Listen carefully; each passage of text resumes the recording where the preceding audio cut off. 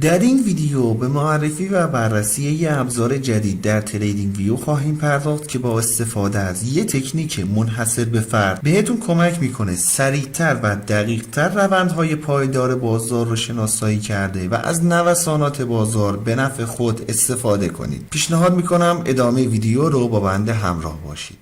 سلام، من علیرضا هستم و اینجا کانال گلدن تریدینگ سیستم. خیلی خوش اومدین به یه ویدیو دیگه از سری آموزش اندیکاتور و استراتژی های معاملاتی تریدینگ ویو. اندیکاتوری که در تصویر مشاهده میکنید یه سیستم روندیاب تطبیقی و دینامیک هست که با استفاده از منطق رشد نمایی و تلفیق اون با مفاهیم نوسانات بازار دیدی قابل اعتماد از روندها رو در اختیار معامله‌گران قرار میده. تا حدودی بخوایم عملکرد اندیکاتور رو با نمونه‌های سنتی مقایسه کنیم، حدوداً یه مکانیسم شبیه به اندیکاتور پارابولیک سار داره، بدین صورت که برای تعیین جهت حرکت از یک مبدئی کار رو آغاز کرده و در ادامه از یک تابع رشد نمایی برای شبیه سازی روند به مرور زمان استفاده میکنه که خروجی کار به صورت یه خط دینامیک ترسیم میشه که لایه اول نامگذاری شده و فاصله بیشتری از قیمت داره. لایه دوم هم یک خط ثانویه هست که بالاتر یا پایینتر از خط مبنا ترسیم میشه که با استفاده از ATR محدودش تنظیم میشه و قابل تنظیم هست. به هر حال اگه این خطوط پایینتر از قیمت و به رنگ سبز نمایش داده بشن، نشون دهنده روند و مومنتوم صعودی هستند. این خطوط بالاتر از قیمت و به رنگ قرمز نمایش داده بشن، نشون دهنده روند و مومنتوم نزولی خواهند بود. هنگام تغییر فاز از صعودی به نزولی یا حالا بالعکس هم اندیکاتور با یه سری فلش های قرمز و سبز رنگ محل دقیق تغییر فاز رو اطلاع میده که از این قابلیت میتونید برای ورود یا خروج از معاملاتتون هم استفاده کنید. ولی اگه دقت کنید زمانی این سیگنال ها صادر میشن که مقداری از روند رو ما از دست دادیم و اگه بخوایم برای ورود به معامله ازش استفاده کنید، بهتره افرادی از این قابلیت استفاده کنند که بلند مدت کار میکنن. ولی برای خروج از معاملات میتونه گزینه مناسبی باشه. حتی از خط مبنا هم به صورت تریلینگ استاپ میتونید بهره ببرین و در بهترین محل اقدام به خروج از معاملات کنید. از فضای بین خط مبنا و خط دوم هم میتونید به عنوان نواحی حمایت و مقاومت دینامیک استفاده کنید و هنگامی که قیمت به این نواحی رسید با تاییدیه سایر سبک‌های تحلیلی تکنیکی میتونید اقدام به معامله در جهت روند کنید. الان در این چارت فقط این مورد رو ما داریم که قیمت پس از برخورد به باندها برگشت انجام داده، ولی نمونه های مشابه زیادی رو داریم. حتما پیشنهاد میشه که تستش کنید، چون در این حالت میتونید ورودهای بهینه و ریسک بریواردهای بالاتری رو داشته باشید. برای انداختن اندیکاتور روی چارت باید وارد سربرگ ایندیکیتورز بشیم. در تب سرچ بار عبارت اکسپوننشیال ترند رو وارد کنیم. این اندیکاتور هست که توسط الگو آلفا طراحی شده. بسیار خوب، اجازه بدین به قسمت تنظیمات اندیکاتور هم بپردازیم. گزینه اکسپوننشیال ریت میزان سرعت